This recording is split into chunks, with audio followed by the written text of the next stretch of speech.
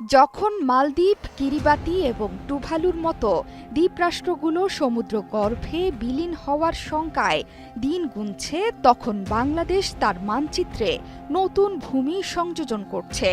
জলবায়ু পরিবর্তনের ধাক্কা যেখানে অনেক দেশের অস্তিত্ব সংকটে ফেলেছে, সেখানে বাংলাদেশ বিস্ময়করভাবে কিভাবে ধাপে ধাপে নিজেদের ভূখণ্ড বাড়িয়ে নিচ্ছে।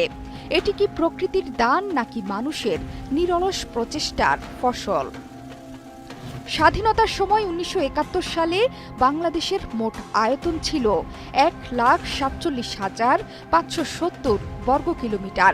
তবে ভূমি পুনরুদ্ধার ও সমুদ্র সীমার সম্প্রসারণের কারণে বর্তমানে এটি বেড়ে ১,৪৮,৪৬০ বর্গ কিলোমিটার হয়েছে। অর্থাৎ গত কয়েক দশকে প্রায় ৮৯০ বর্গ কিলোমিটার নতুন ভূমি যুক্ত হয়েছে, যা অনেক দেশের ছোট শহরের চেয়েও বড়।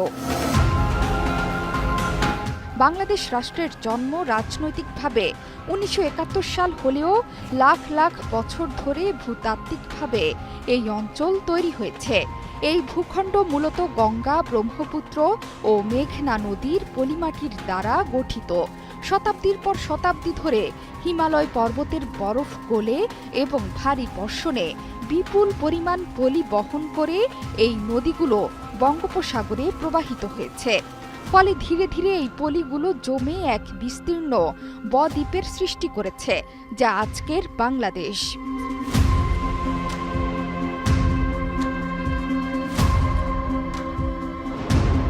বিশ্বের বৃহত্তম বদ্বীপ হিসেবে পরিচিত এই ভূখণ্ড ক্রমাগত পরিবর্তনশীল। প্রতি বছর এর নদীগুলো প্রচুর পলি এনে নতুন ভূমি তৈরি করে এবং কিছু জায়গায় ভূমি বিলীন হয়।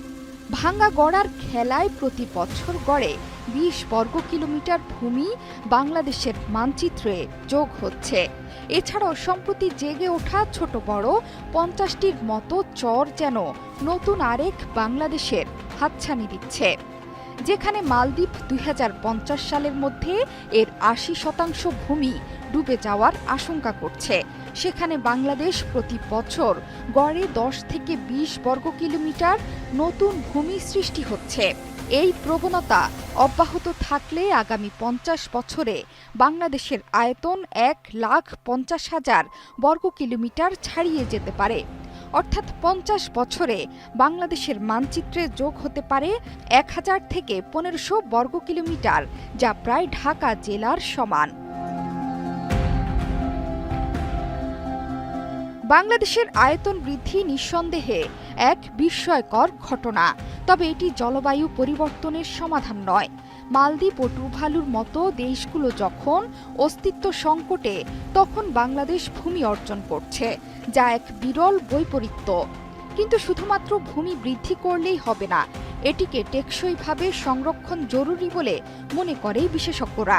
সঠিক নীতিমালা ও পরিবেশগত পরিকল্পনা ছাড়া এই অর্জন দীর্ঘস্থায়ী নাও হতে পারে। এখন সময় এসেছে শুধু আয়তন বৃদ্ধির গল্প নয়, বরং সেটিকে টেকসইভাবে সংরক্ষণের কৌশলও খুঁজে বের করার।